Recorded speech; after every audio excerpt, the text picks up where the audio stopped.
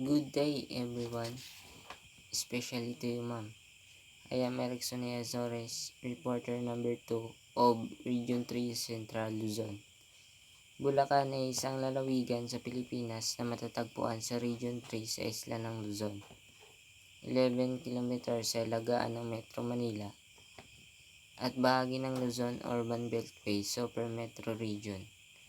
Bulacan ay tinatag 15 Agosto 1578. Mayari ni isang 569 barangays na ngagikan sa 21 municipalities at ang tatlo ka component na mga bayan sini ay ang Malolos, Micawayan at San Jose del Monte.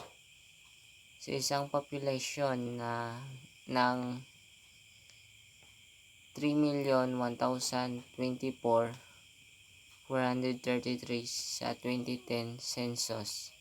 Bulacan ay kilala sa kanyang maraming kasaysayan, kabilang ang kapanganakan ng unang konstitusyonal na demokrasya sa Asya.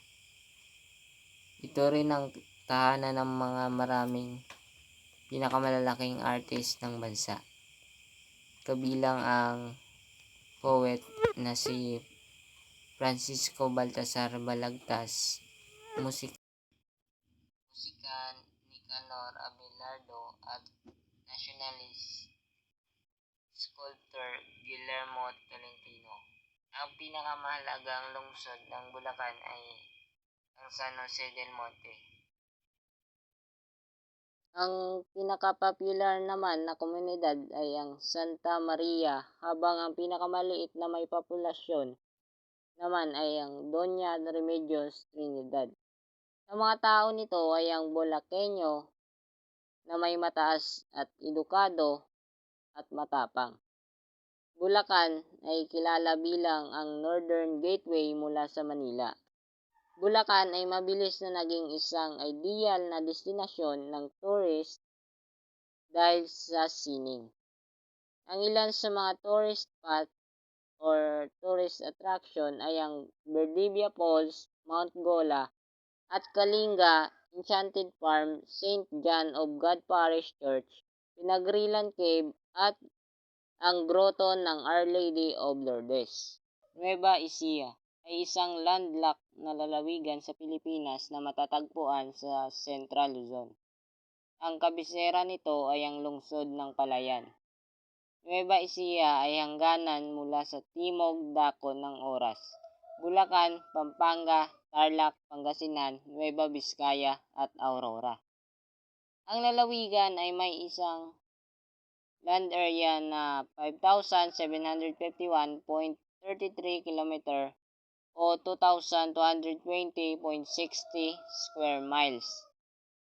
Ang populasyon nito ay bilang tinukoy sa pamamagitan ng 2015 census ay 2,151,461 na kumakatawan sa 19.18% ng Central Luzon Region at 3.74% ng Luzon, grupo ng isla. Nueva Ecija, isang lalawigan sa Pilipinas, ay kilala para sa kanyang maraming kultural na mana. May impluwensyahan sa pamamagitan ng pagpapalawak ng Kristyanismo at ang ilog ng mga migrante mula sa Ilocos Region at Pampanga. Ang lalawigan ay nagsilbi bilang isang panukat ng mga iba't ibang kultura, pagbuo ng malapit na mga kaugnayan ng pamilya, at isang malakas na kahulugan ng espiritualidad. Ang agrikultura ay ang pangunahing industriya sa paggawa ng bigas, mais, onion, garlic, melon at mango. Ang lalawigan ay may isang lumalaking pang-sleeper industriya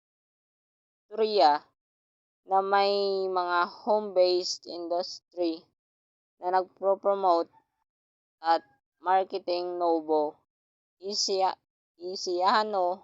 made sandals. Ang mga destinasyon ng turista sa Nueva Ecija ay ang Gapan City, Historic Barrio Labi at iba pang mga atraksyon. Pampanga ay isang lalawigan ng Pilipinas na matatagpuan sa Central Luzon Region. Ang kabisera nito ay ang lungsod ng San Fernando, Pampanga. Ay ang hangganan ng mga lalawigan ng Bataan at Zambales sa kanluran, Tarlac at Nueva Ecija sa Ilagaan, at Bulacan sa Timog Silangan. Pampanga din ay nakatayo sa northern shore ng Manila Bay. Ang La Pampanga na pinangalanan dahil sa libis ng ilog ay ang unang lalawigan ng Espanya sa Pilipinas na nilikha noong 1571. Ito ay ang kulinaryang kabisera ng Pilipinas at ang tahanan ng dalawang Philippine Air Force Air Base. Ang mga naninirahan kilala bilang Kapampangans o Pampangos at saka Pampangueños ay mga anak ng kaharian ng Tondo o ang Luzon Empire. Pampanga ay kilala para sa kanyang pagtutol laban sa Espanya at ang kanyang mga maraming kasaysayan ay kabilang sa paggawa ng makabuluhang mga numero sa pampublikong serbisyo, edukasyon, diplomasya, journalism, sining, agham, entertainment at negosyo. Ang Kapampangan Cuisine ay isang matalino na tradisyon ng kulinarya sa Pilipinas. Ang lalawigan ay may isang flat terrain na may bundok ng Arayat at ang ilog ng Pampanga. Ang lalawigan ay may kabuuang masa ng lupa na 2,180.68 square kilometers. Ang kanyang terrain ay may relatibong flat na may isang natatanging bundok, Mount Arayat.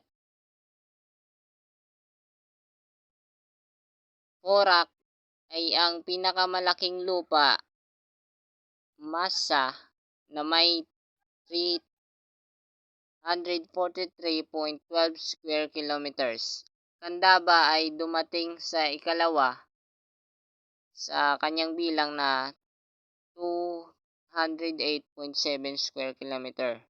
Sinundan ng Lubao sa 155.77 square kilometers. Ang lalawigan ng Pampanga ay may dalawang natatanging klima.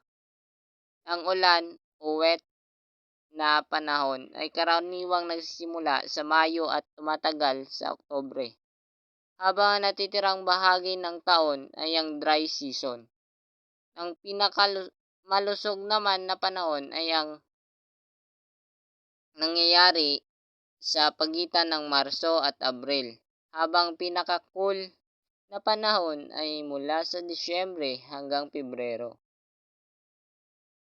Ang agrikultura at panlasa ay ang dalawang pangunahing industriya ng lalawigan. Mga pangunahing mga produkto ay kabilang ang bigas, mais, sugarcane at tilapia. Bilang karagdagan sa agrikultura at pag-iilaw, ang lalawigan ay sumusuporta din ng mga mabubuting cottage industry na nag-aalok sa kahoy na paglalabas, paggawa ng mga kwarto, guitars, at handicrafts. Pampanga ay isang lalawigan na kilala para sa kanyang lumalaking industriya, lalo na sa produksyon ng ilaw na lanterns na tinatawag na paroles. Ang lalawigan ay maaring isang casket industry at ang paggawa ng lahat ng mga layunin ng sasakyan. Pampangans ay kilala para sa kanilang mga culinary creations kabilang ang pork at chicken, tocinos, beef tapa, hotdogs at longganisas. Specialty pagkain tulad ng siopaw, pandesal, tutong, lechon at sarsa ay popular. Ang riyon ay nag-aalok din ng mga native candies at delicacies kabilang ang sikat na San Nicolas cookie na itinuturing na ina ng lahat ng Filipino cookies. Ang turismo ay isang lumalaking industriya din sa Pampanga na ang Clark Freeport Zone sa Angeles City at Mabalacat host Diosdado Macapagal International Airport at matatag na mga hotel at resort. Yun lamang po. Thank you.